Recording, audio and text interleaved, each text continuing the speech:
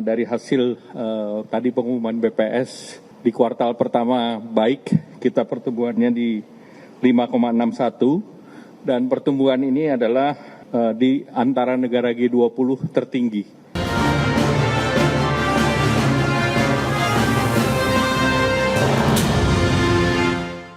Ya, pemerintah memberikan apresiasi tinggi terhadap kinerja pertumbuhan ekonomi di kuartal 1 2026 yang mencapai 5,61% dan laju pertumbuhan ekonomi masih ditopang oleh konsumsi rumah tangga dan belanja pemerintah. Ini yang dari hasil tadi pengumuman BPS di kuartal pertama baik, kita pertumbuhannya di 5,61 dan pertumbuhan ini adalah di antara negara G20 tertinggi. Jadi kita di atas Cina, di atas Singapura, Korea Selatan, Arab, bahkan Amerika. Dan pertumbuhan ini di atas daripada ekspektasi dari berbagai lembaga yang biasanya mereka rata-rata di angka 5,2. Demikian pernyataan Menteri Koordinator Bidang Perekonomian Erlangga Hartarto terkait perkembangan perekonomian nasional yang menunjukkan kinerja solid di tengah tantangan dinamika global. Capaian ini pun menunjukkan kondisi fundamental ekonomi Indonesia tetap kuat. Kedepan, pemerintah akan terus menjaga stabilitas makroekonomi serta mendorong akselerasi pertumbuhan melalui penguatan koordinasi kebijakan fiskal, moneter, dan sektor keuangan. Sementara Badan Pusat Statistik mencatat, konsumsi rumah tangga masih menjadi penopang utama pertumbuhan ekonomi di kuartal 1, utamanya didorong oleh mobilitas penduduk pada momen libur nasional dan hari besar keagamaan Nyepi dan Idul Fitri. Adapun pertumbuhan konsumsi rumah tangga tertinggi terjadi pada pengeluaran kelompok restoran dan hotel sebesar 7,38%. Hal ini seiring meningkatnya kegiatan wisata selama liburan yang tercermin dari peningkatan perjalanan wisatawan Nusantara. Berbagai sumber IDX Channel. Ya, pemirsa, untuk membahas tema menarik kita kali ini, mendongkrak konsumsi rumah tangga di momen low season. Kita sudah tersambung melalui Zoom bersama dengan Bapak Maulana Yusran, Sekretaris Jenderal Perhimpunan Hotel dan Restoran Indonesia PRI. Kemudian juga ada Bapak Joshua Pardede, Kepala Ekonom PT Bank Permata Tbk. Langsung saja kita sapa ini. Halo Pak Maulana, apa kabar? Kabar baik, Mas Pras. Selamat pagi. Baik, terima kasih atas waktu yang disempatkan. Pak Joshua, apa kabar Pak? Kabar baik, Mas Pras. Baik, terima kasih juga atas waktu yang disempatkan. Tadi sudah disampaikan apresiasi tinggi juga diberikan oleh pemerintah kinerja pertumbuhan ekonomi kita begitu ya, 5,61% di kuartal 1 2026. Apa yang bisa Anda review ini Pak Joshua terlebih dahulu? Apakah ini mencerminkan memang fundamental ekonomi kita cukup solid?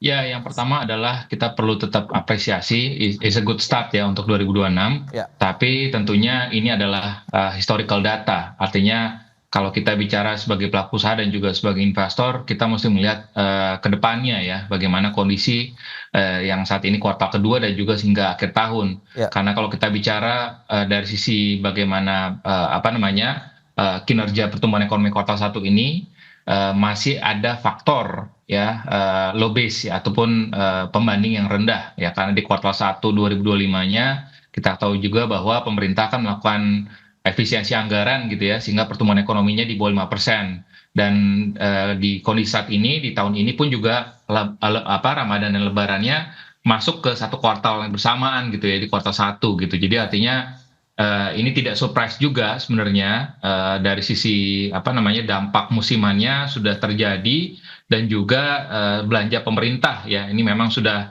cukup tinggi khususnya untuk MBG dan KDMP, sehingga makanya investasinya pun juga kalau kita lebih rinci lebih dalam, ini intinya konsumsi dan juga investasi yang ada yang mendorong pertumbuhan saat ini lebih ditopang tadi oleh belanja pemerintah. Ya, dan kembali lagi kalau kita bicara looking ahead ke depannya, bagaimana nanti dengan ruang fiskal yang makin terbatas ini, sehingga belanja-belanjanya pun juga mungkin akan ada skala prioritas ya dari pemerintah, sehingga ini pun juga akan bisa menggerus juga ya ke depannya ya, khususnya dari sisi konsumsi rumah tangga. Dan kalau kita lihat data lainnya lagi selain data PDB, BPS juga merilis data ketenaga kerjaan. Yang menarik adalah tenaga kerja yang bekerja di sektor formal ini cenderung turun tipis gitu ya, artinya masih didominasi oleh pekerja di sektor informal, sehingga kembali lagi kalau kita bicara masyarakat penghasilan menengah,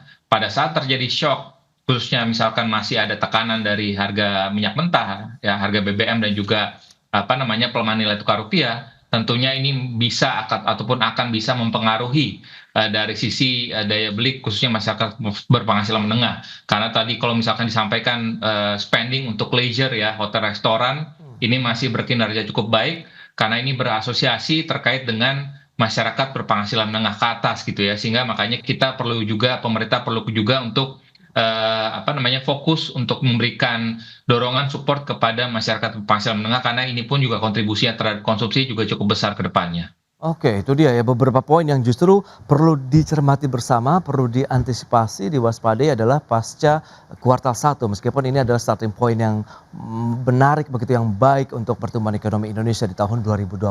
Nah, PHRI melihat bagaimana dari sisi pertumbuhan ekonomi di kuartal 1 tadi yang sudah mencapai 5,61%. Anda melihat apakah ini bisa menjadi hubungan yang cukup kuat begitu terkait dengan industrinya sendiri atau seperti apa Pak Maulana?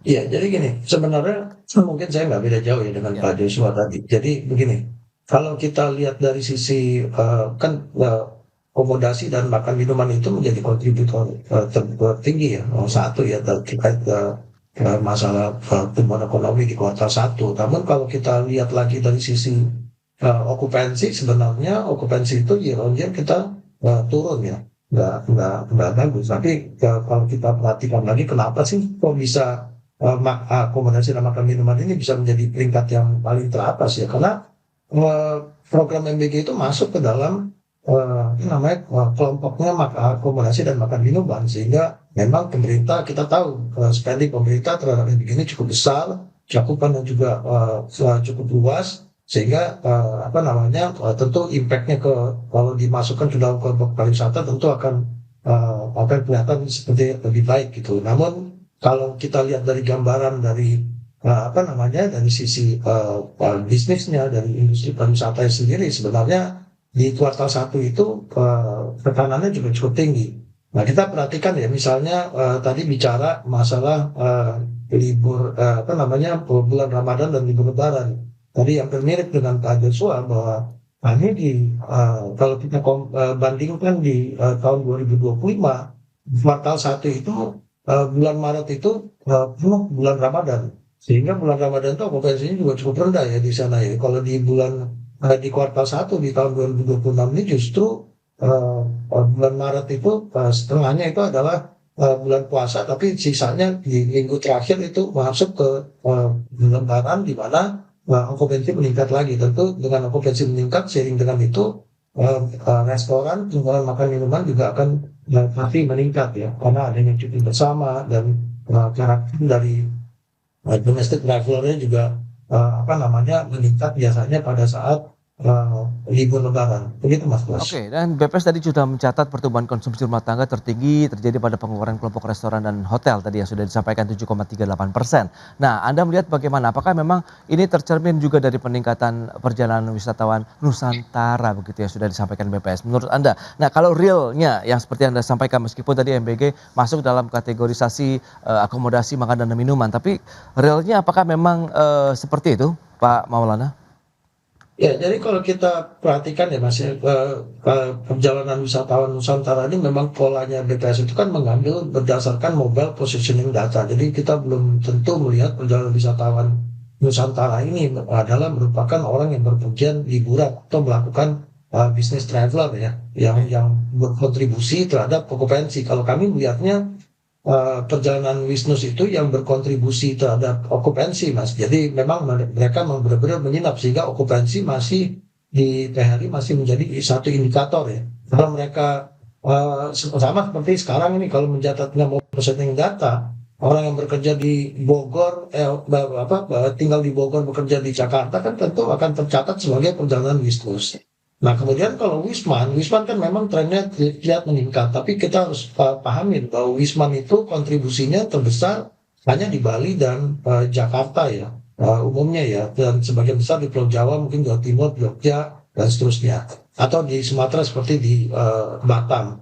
Namun kalau kita lihat seluruh Indonesia, sebenarnya perjalanan bisnis atau wisatawan domestik itu sebenarnya yang menjadi acuan ya, masih menjadi penopang di domestic traveler itu masih menjadi penopang untuk pergerakan ekonomi atau industri pariwisata di setiap daerah. Jadi sekali lagi Mas, kita juga bercermin kalau ada makin baik industri hotel dan restoran itu karena mereka kontribusi terhadap PAD-nya kan 5 besar. Jadi kalau mereka survive atau bagus kinerjanya tentu juga tercermin di PAD masing-masing kabupaten kota seluruh Indonesia gitu Mas. Balik, Mas. Baik. Itu dia update-nya ya. Dan kita akan lihat seperti apa. Mengingat BPS mencatat konsumsi rumah tangga, belanja pemerintah, investasi yang menjadi kontributor terbesar terhadap pertumbuhan ekonomi kita di kuartal 1. Apakah ini berpotensi masih akan terus berlanjut di kuartal berikutnya? Kita akan bahas lebih jauh di segmen berikutnya. Pak Maulana, kemudian Pak Joshua, kita akan jeda dulu sebentar ya. Dan pemirsa, tetaplah bersama kami. Ya, terima kasih Anda masih bergabung bersama kami dalam Market Review pemirsa. Dan berikut ini kami akan sampaikan sejumlah data seperti yang bisa Anda saksikan di layar televisi Anda. Ini dia, kita lihat dari sisi laju pertumbuhan ekonomi di kuartal 1 2025 sampai dengan kuartal 1 2026. Memang kita lihat pertumbuhan sekitar 4,87% di kuartal 1 2025 dan ini yang sudah disampaikan oleh Pak Joshua tadi ada faktor low base effect begitu di kuartal 1 2025 sementara kuartal 1 tahun ini kita lihat pertumbuhan 5,61%, bahkan memang ini yang cukup tinggi lah dibandingkan dengan negara-negara G20 yang sudah disampaikan oleh Pak Airlangga Hartarto tadi. Dan berikutnya kita lihat dari sisi kinerja industri pengolahan. Ini juga menjadi salah satu faktor penggerak dari pertumbuhan ekonomi kita. Kita bandingkan dengan kuartal 1 2026 1,03% meskipun ada penurunan dibandingkan dengan kuartal 4 tahun 2025 di 1,1%. Sementara kita sandingkan dengan kuartal 1 2025 ada peningkatan dari kinerja industri pengolahan kita begitu ya. Dan berikutnya kita akan cermati bersama juga dari sisi kinerja konsumsi rumah tangga. Ini yang menjadi catatan juga dari BPS dan juga pemerintah yang masih akan terus dijaga. Kuartal 1 2026 pertumbuhannya 2,94%, ini lebih tinggi dibandingkan dengan kuartal 4 2025 di 2,68% dan juga lebih tinggi dibandingkan dengan kuartal 1 tahun 2025 2,64%. Itu dia beberapa data yang sudah kita sampaikan dan kita akan lanjutkan kembali dan kita bahas bersama dengan Bapak Joshua Pardede dan juga Bapak Maulana Yusran. Ya, dengan beberapa data tadi yang sudah disampaikan Pak Joshua, lantas apa yang bisa kita cermati bersama begitu? Apakah memang konsumsi rumah tangga, belanja pemerintah dan investasi ya yang memang menjadi kontributor begitu ya pertumbuhan ekonomi kita di kuartal 1 potensinya masih akan menjadi penopangkah di kuartal berikutnya paling tidak sampai dengan akhir tahun nih Pak Joshua?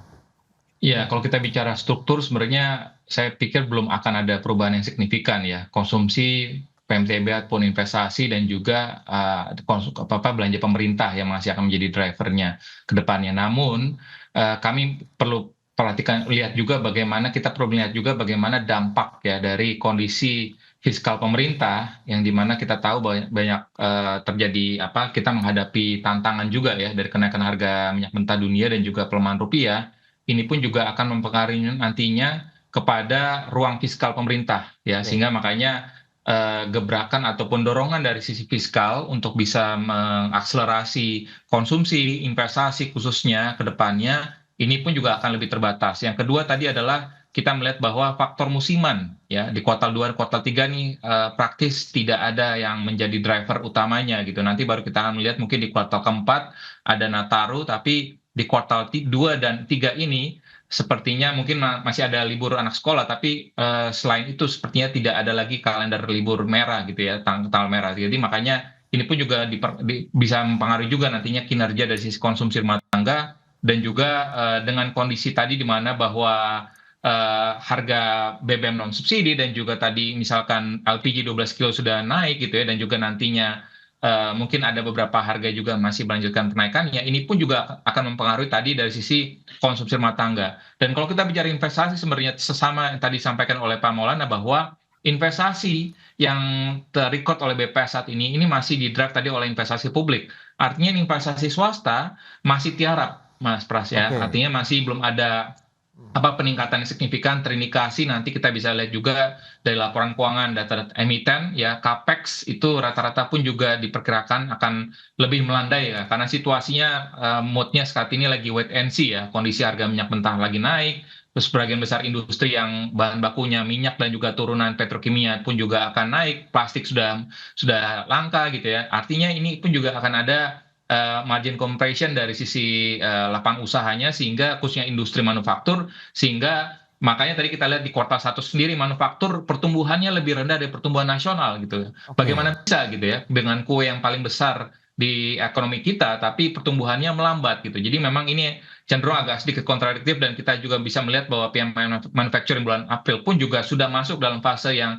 kontraktif sehingga nanti pada akhirnya ini pun juga akan mempengaruhi juga daya beli masyarakat khususnya masyarakat berpenghasilan menengah. Itu dia. Bicara mengenai sensitivitas daya beli masyarakat begitu ya Pak Joshua. Ini lebih ditekankan ke bagian yang mana sih pada kuartal kedua di momen low season seperti saat ini? Apakah ada inflasi di sana seperti Anda sampaikan ada beberapa tahanan seperti plastik, kemudian bahan baku dan lain-lain. Kemudian apakah juga karena ada suku bunga acuan Ya, atau memang hal kalau lain? kita lihat risikonya tentu akan ada ya, khususnya inflasi barang-barang kebutuhan yang memiliki tadi apa namanya packagingnya plastik. Ya. Namun kami belum lihat ya kalau sekiranya harga BBM harga BBM subsidi masih tetap dipertahankan, semestinya memang belum akan ada lonjakan inflasi yang signifikan gitu ya. Tapi kembali lagi kita bicara tadi dari sisi masyarakat penghasilan menengah yang mungkin dari sisi pendapatannya tidak naik banyak tapi belanjanya ini akan cenderung meningkat terus gitu ya. Belum lagi kita bicara belanja untuk kesehatan, Oke. pendidikan gitu ya. Jadi artinya ini yang mesti harus kita perhatikan lagi bahwa daya beli masyarakat ini akan tergerus ya sekalipun memang tentunya kemarin pengumuman dari pemerintah juga dari presiden di mana bahwa misalkan untuk pengemudi ojek online gitu ya diberikan potongannya menjadi berkurang gitu ya sehingga ini pun juga harapannya bisa mendorong apa namanya spending masyarakat khususnya masyarakat penghasilan yang bekerja di sektor informal tapi kembali lagi kebijakan ini pun juga akan berpengaruh juga kepada iklim investasi ke depannya. Oke, Pak Joshua. Nah, kalau dari PHRI kembali nih, melihat dari beberapa tantangan tadi ekonomi kita di kuartal kedua, low season, bagaimana dengan okupansi hotel, kunjungan restoran di kuartal kedua, ataupun sampai dengan akhir tahun begitu nanti, akankah justru akan lebih extra effort lagi begitu di sana, Pak Maulana? Ya, tadi hampir mirip dengan apa yang disampaikan Pak Joshua ya. Jadi kalau kita bicara trennya di sektor pariwisata, bisa kita trennya itu Q1 itu pasti lebih rendah ya. Q2 itu akan naik seiring dengan Q3 dan Q4 yang tertinggi gitu. Tapi karakter itu bisa terjadi karena biasanya pemerintah aktif melakukan berbagai macam kegiatan ya. Kegiatan MAIS dan seterusnya ya. Aktivitas pemerintah itu masih menjadi penopang sebenarnya untuk menggerakkan sektor ini. Ya. Karena tadi sekali lagi saya bilang itu masalah pergerakan bisnis itu dominasinya adalah perjalanan dari pemerintah itu sendiri sebenarnya yang bisa menciptakan ekonomi di setiap daerah. Namun sekali lagi kalau kita lihat kan fokus pemerintah juga udah berubah ya dengan adanya efisiensi dan seterusnya. Ini tentu kita akan melihat lagi bahwa yang kita andalkan di sini adalah utamanya daya beli masyarakat. Kenapa saya sampaikan begitu? Karena yang diutamakan itu pergerakan itu terjadi pada momentum-momentum yang terbesar untuk men-trigger liburan gitu loh kalau di pariwisata. Sebagai contoh tadi Lebaran ya. Lebaran itu yang terbesar, kemudian nanti ada liburan anak sekolah dan Nataru. Nah, kita bicara kuartal 2. Apakah kuartal 2 nanti bisa sebesar kuartal 1? Itu jadi pertanyaan besar. Karena Lebaran sudah dihabiskan libur besarnya sudah dihabiskan di Q1 ya Mas. Nah, kemudian berikutnya adalah yang juga kita melihatnya di sini bahwa seiring dengan kenaikan BBM dan aftur ini juga akan berdampak kepada daya beli dari masyarakat atau traveler itu akan berdampak juga pastinya. Karena apa? Hingga tiket itu menjadi tiket pesawat itu masih menjadi penopang untuk menggerakkan orang dari satu destinasi ke destinasi lain. Khususnya kita lihat di sini kalau saya lihat tren dari okupansi aja ya di ujung barat sama ujung timur tuh pasti ini hancur lebur tuh turunnya jauh drastis gitu. Nah itu yang kita khawatirkan. Jadi kita berharap pemerintah oke lah government spending ini bisa berkontribusi besar, tapi juga programnya harus tepat juga. Nah seperti kalau kita bicara UMKM di mayoritas daerah di setiap destinasi itu mereka mengandalkan pergerakan orang seperti misalnya ada pembangunan infrastruktur dan seterusnya yang datang dari berbagai daerah, kemudian jalanlah tuh mobil rental, sopir, atau sentra oleh-oleh atau penyerapan bahan-bahan pokok di situ, dan termasuk juga hotel mungkin akan mendapat bagian dari situ. Gitu Mas Bas. Nah, kalau kita bicara mengenai strategi yang tepat, begitu, apakah perlu ada peran perbankan juga di sana Pak Joshua? Kalau memang tadi akhirnya menjadi tantangan juga terkait dengan daya beli, kemudian spending pemerintah yang harus tepat begitu, dalam artian tepat sasaran, tepat manfaat juga untuk industrinya sendiri. Anda melihatnya seperti apa nanti yang perlu dilakukan pada saat low season ini? Ya, memang sekalipun dari sisi regulator ya, terutama kalau kita melihat tadi terkait dengan UMKM, misalkan OJK sudah mengeluarkan kebijakan terkait dengan untuk mengencourage ya pembiayaan kepada UMKM, dan juga beberapa sektor prioritas lainnya ya, pemerintah juga sudah ataupun Bank Indonesia juga masih melanjutkan kebijakan KLM-nya, yakni untuk perbankan, mengencourage perbankan untuk menyalurkan kepada kredit ke sektor-sektor prioritas gitu ya. Dan tentunya kembali lagi ini perlu harus ada arahan kembali lagi ya dari sisi pemerintah, sektor-sektor mana saja yang tadi padat karya yang bisa mengenerate spending di masyarakat menengah ke bawahnya. Ini yang memang harus diprioritaskan gitu ya. Karena kalau kita lihat dari sisi survei perbankan yang dirilis oleh Bank Indonesia, memang lending standar perbankan itu agak sedikit dilonggarkan gitu ya di kuartal kedua ini. Tapi kembali lagi concernnya adalah perbankan juga saat ini sedang menghadapi situasi yang tidak mudah juga ya terkait dengan misalkan likuiditas ya, sekalipun indikator perbankan industrinya memang masih cukup ample, tapi dengan berbagai dengan berbagai kondisi yang terjadi di Timur Tengah, rupiah yang melemah gitu ya, dan juga harga minyak mentah juga ini juga turut mempengaruhi juga ya portfolio dari sebagian besar perbankan yang mungkin heavy kepada industri manufaktur gitu ya, sehingga tentunya perbankan pun juga akan mereassess lagi ya bagaimana kondisi risk assessment-nya seperti apa, kondisi risiko kreditnya seperti apa, karena pasti acuannya yang akan menjadi yang akan dilakukan oleh perbankan adalah melakukan dengan prinsip kehati-hatian ya, dalam hal ini tetap mendukung perekonomian tapi tentunya dengan prinsip kehati-hatian. Ya, itu dia ya beberapa poin yang perlu disampaikan begitu. Memang peran dari industri pembiayaan juga memberikan kontribusi juga ya kepada daya beli masyarakat. Kita akan lihat nanti strateginya juga dari pelaku usaha untuk bisa menarik. Mungkin kalau kita bicara PHRI adalah okupansi, kemudian daya tarik, entah apakah kita Wisman juga yang kita akan genjot. Kita bahas lebih jauh nanti di segmen berikutnya. Pak Maulana Yusran dan Pak Joshua, kita akan jeda kembali sebentar. Dan pemirsa, kami akan segera kembali usai pariwara berikut ini.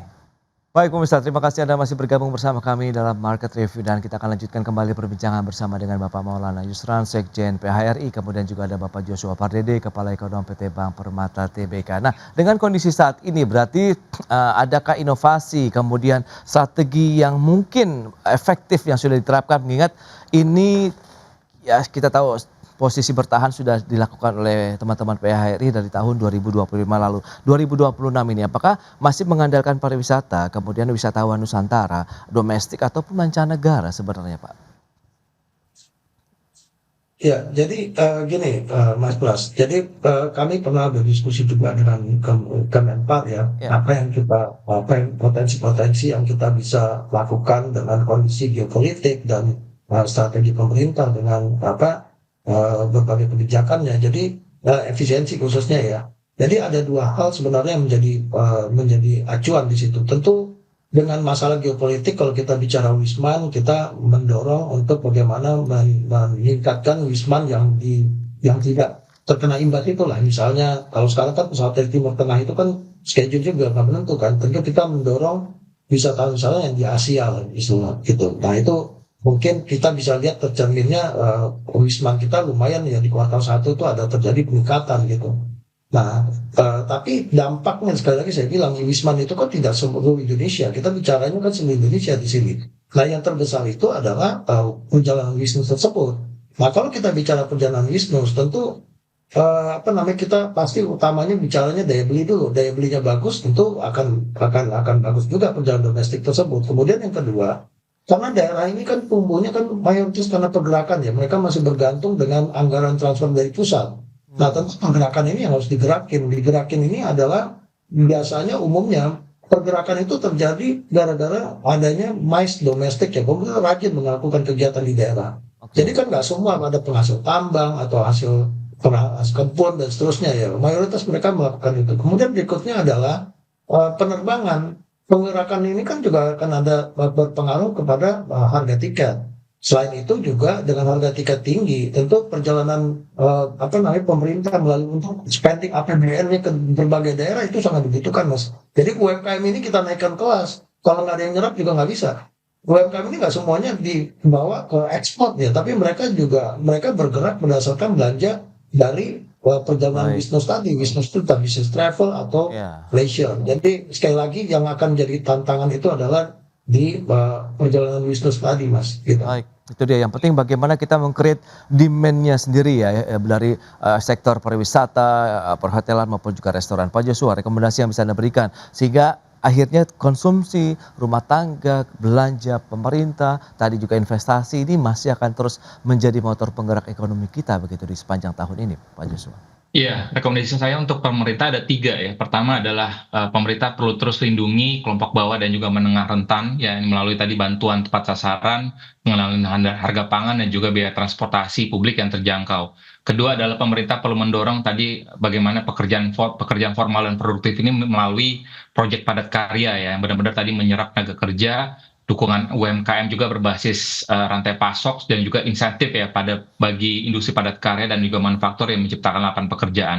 Ketiga adalah pemerintah perlu memastikan tadi belanjanya ini pada periode setelah Lebaran ini tidak hanya besar tapi produktif gitu ya, yakni tadi masuk ke sektor-sektor yang menyerap tenaga kerja, menjaga daya beli dan juga memperkuat pasokan barang. Dari sisi pelaku usaha mungkin rekomendasi kami karena tadi kita perlu membaca juga dari sisi perubahan perilaku konsumen ya karena kita perlihat bahwa pelaku usaha perlu menawarkan produk-produk dengan harga yang lebih terjangkau, ukuran mungkin lebih kecil, promosi yang tepat, dan juga kanal digital yang efisien, dan juga skema pembayaran yang tidak menjebak konsumen dalam utang gitu ya. Dan juga artinya sektor retail, mamin, transportasi, pariwisata domestik, yang juga lain pendidikan, ini perlu menyesuaikan juga ya penawaran dengan kondisi daya beli masyarakat yang lebih selektif gitu ya. Artinya pelaku usaha pun juga diharapkan mampu menjaga harga, kualitas, kemudian akses yang lebih yang akhirnya nanti tetap bisa bertahan ya di tengah kondisi periode setelah Lebaran ini dan juga sampai dengan akhir tahun ini sekalipun tadi kondisi globalnya masih diliputi dengan ketidakpastian. Itu dia beberapa rekomendasi yang bisa dicermati bersama begitu bahwa memang fokus dari pemerintah adalah tetap menjaga daya beli masyarakat begitu dengan kondisi saat ini karena tantangan tidak hanya dari global sebenarnya tapi di internal pun di dalam negeri juga masih ada beberapa hal yang cukup krusial yang mungkin harus segera dituntaskan terkait dengan kebijakan-kebijakan yang tepat sasaran dan tepat manfaat tadi. Baik Pak Joshua, Pak Maulana terima kasih banyak atas informasi dan juga update yang sudah diberikan kepada pemirsa pada hari ini. Selamat melanjutkan aktivitas Anda kembali. Salam sehat Pak, sampai berjumpa kembali Pak Maulana, Pak Joshua, terima kasih.